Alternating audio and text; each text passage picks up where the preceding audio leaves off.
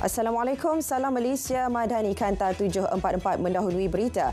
Dimulakan dengan rangkuman berita utama dalam segmen Esensi. Kredit RM100 e-Madani boleh ditebus mulai hari ini hingga 20 Februari tahun depan. Ia boleh diguna untuk pembelian secara fizikal melalui e-dompet terpilih termasuk MAE, Settle, ShopeePay dan Touch and Go e-wallet. Juga menerusi kod QR di 1.8 juta peruncit atau perniagaan seluruh negara. Penerima harus membelanjakannya sebelum 11.59 malam pada 29 Februari 2024. Selepas tempoh itu, baki yang tidak digunakan akan luput secara automatik. Sementara itu, orang ramai dinasihat sentiasa waspada dengan tawaran perkhidmatan penebusan tunai atau pemindahan secara peer-to-peer kredit e-Madani di platform media sosial. Jelas Kementerian Kewangan MOF, ia bagi mengelakkan penerima manfaat menjadi mangsa skam dan berisiko hilang kredit inisiatif berkenaan. MOF menegaskan tidak akan bertanggungjawab jika terdapat sebarang kehilangan kredit akibat pemindahan atau penebusan tunai. Transformasi Politeknik 2023-2030 adalah satu proses mengoptimumkan bakat, potensi serta peluang negara untuk menjadi maju dan berdaya saing melalui lapangan TVET. Timbalan Perdana Menteri berkata proses tersebut bagi memenuhi keperluan dan cabaran semasa bagi memastikan Politeknik kekal relevan merentasi pelbagai industri. Kerangka Transformasi Politeknik 2023-2030 di bawah Kementerian Pendidikan Tinggi merumuskan 4 matlamat, 3 inisiatif pembaharuan berstrategik dan 13 agenda pembaharuan kritikal. Projek Lebuhraya PAN Borneo Sarawak kini telah mencapai 98% siap dan semua jajaran lebuhraya itu dijangka dibuka sepenuhnya penghujung bulan ini. Menurut Menteri Kerja Raya, 19 daripada 25 seksyen lebuhraya itu telah siap sepenuhnya, manakala 6 seksyen lagi dijangka siap antara hujung bulan ini dan menjelang suku pertama 2024. Garis panduan tadbir urus penggunaan kecerdasan buatan AI akan dilancar tahun depan. Timbalan Menteri KKD menyatakan ia merangkumi 7 prinsip bagi membantu pengendali AI sekaligus memastikan penggunaan selamat kepada orang ramai. KKD menerusi MDEC bekerjasama dengan MOSTI dalam membangunkan garis panduan dan etika AI negara di bawah Pelan Hala 7 AI Negara 2021-2025. Bekas Menteri Pertahanan Tan Sri Abang Abu Bakar Abang Mustafa meninggal dunia pukul 9.55 pagi tadi di Institut Jantung Negara di Kuala Lumpur. Bekas ahli politik dari Sarawak itu meninggal dunia pada usia 82 tahun. Allahyarham pernah berkhidmat sebagai Timbalan Menteri Pertahanan dari 1987 hingga 1990 dan Menteri di Jabatan Perdana Menteri dari tahun 1990 hingga 1999 sebelum dilantik mengetuai Kementerian Pertahanan dari 1999 hingga 2003. Keselamatan negara tetap menjadi keutamaan di sebalik pelaksanaan dasar liberalisasi visa. Menurut Menteri Dalam Negeri, antaranya mewajibkan pelancong mengisi kad ketibaan digital Malaysia MDEC. Ia membolehkan pihak berkuasa mengesan keberadaan mereka. Tiada peningkatan aras keradioaktifan di perairan Malaysia susulan pelepasan air terawat oleh Kerajaan Jepun ke Lautan Pasifik. Pemantauan dibuat Jabatan Tenaga Atom secara berterusan menggunakan sistem pemantauan air spektrum gamma yang dipasang di Jetty Institut Penyelidikan Marin Borneo UMS. Bagi tujuan peningkatan keupayaan pemantauan aras keradioaktifan di perairan negara, MOSTI dan Jabatan Tenaga Atom merancang untuk menambah 4 unit sistem itu. Kajian forensik berkaitan kekurangan barang keperluan asas dilaksana bagi memastikan bekalan barangan keperluan di semua peringkat rantaian stabil. Ia meliputi aspek pemeriksaan, pemantauan, siasatan mahupun pengauditan terutama barangan di bawah seliaan KPDN. Timbalan menterinya menjelaskan semua tindakan tertakluk kepada Akta Kawalan Harga dan Anti Pencatutan 2011, Akta Kawalan Bekalan 1961, Akta Perlindungan Pengguna 1999 dan Akta Persaingan 2010. Malbat 85011 di Lubnan dijangka bakal menerima 20 kenderaan tempur berperisai Pantera awal tahun depan dengan jumlah perolehan sebanyak RM190 juta.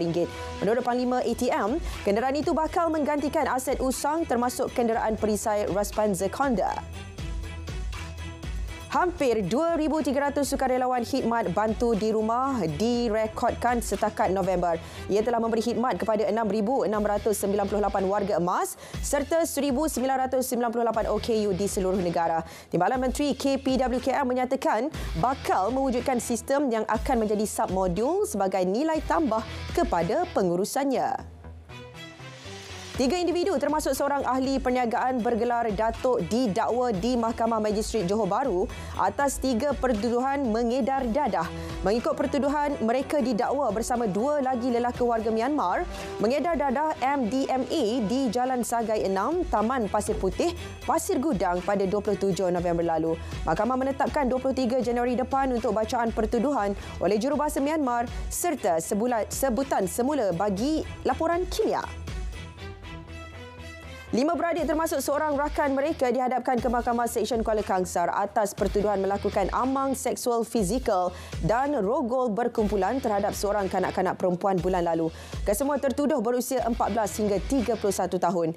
2 daripada tertuduh berusia 31 dan 25 tahun mengaku bersalah. Mahkamah membenarkan kesemua tertuduh diikat jamin RM4,000 setiap seorang. 22 Januari, sebutan semula kes.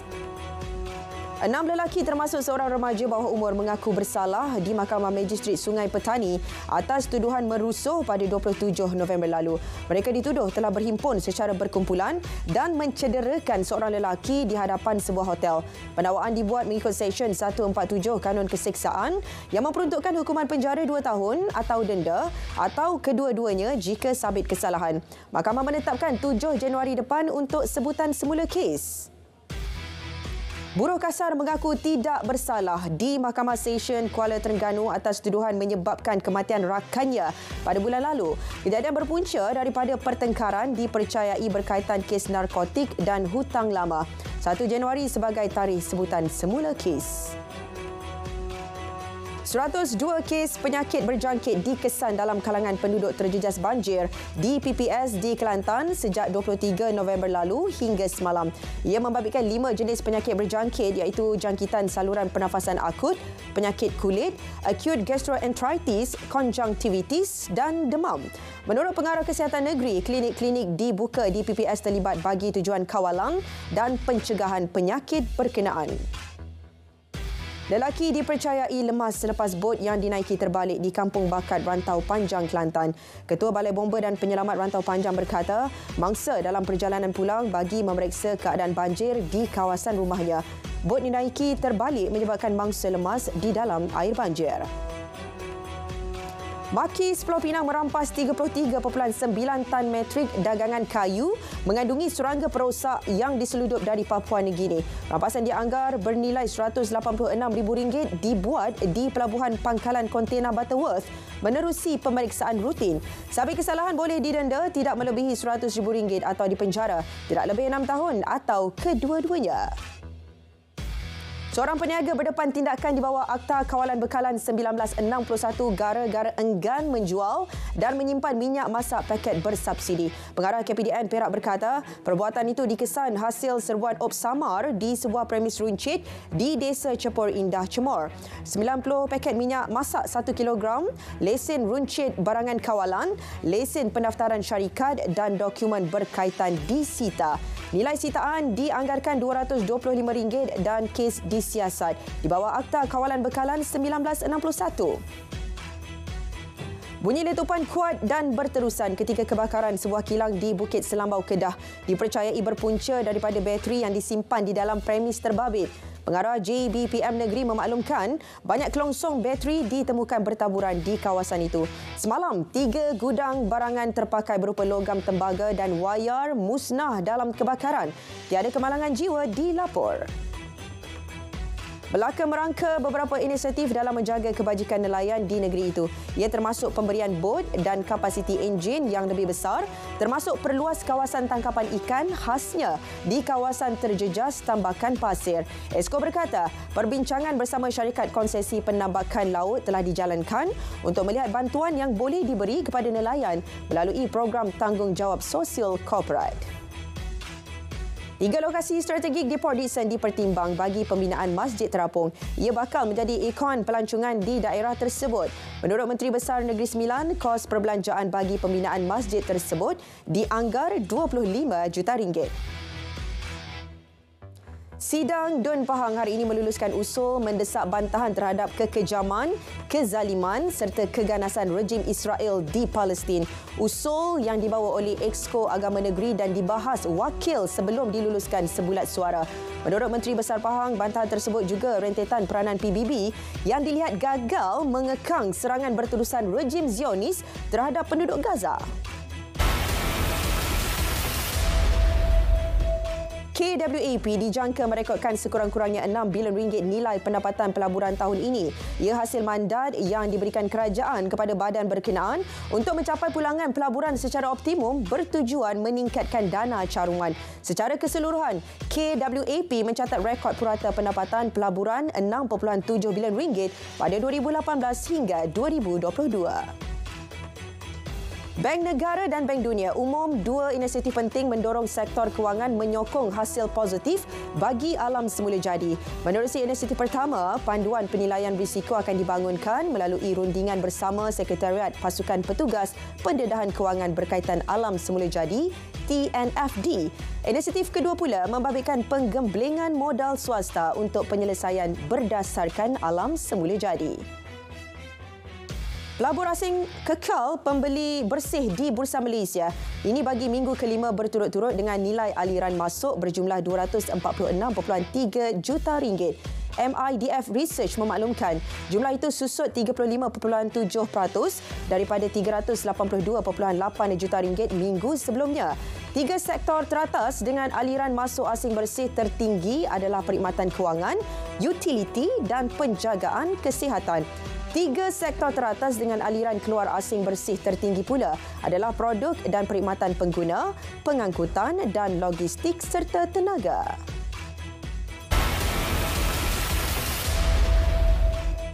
Sepuluh tebusan wanita dan kanak-kanak telah dibebaskan Hamas sejak genjatan senjata berakhir Jumaat lalu. Mereka terdiri daripada 86 warga Israel dan 24 warga asing yang kebanyakannya warga Thailand. Setakat semalam, 137 tebusan kekal di Gaza. Bayi berusia 10 bulan jadi tebusan termuda. Penyerang insiden pisau di Paris mengeluarkan video yang memberi alasan tindakan dia berbuat demikian. Warga Perancis Iran Arman Rajapour Miandop, 26 tahun, memberi alasan ketika itu dia dalam keadaan mental tidak stabil. Arman kini dalam tahanan polis selepas menikam seorang pelancong hingga mati berhampiran Menara Eiffel. 2 pelancong lagi dilapor cedera. Letusan Gunung Merapi telah meragut nyawa 11 pendaki. 3 lagi berjaya diselamatkan pasukan penyelamat. Semalam, Gunung Merapi di Pulau Sumatera setinggi 2,891 meter meletus memuntahkan hujan abu setinggi 3,000 meter.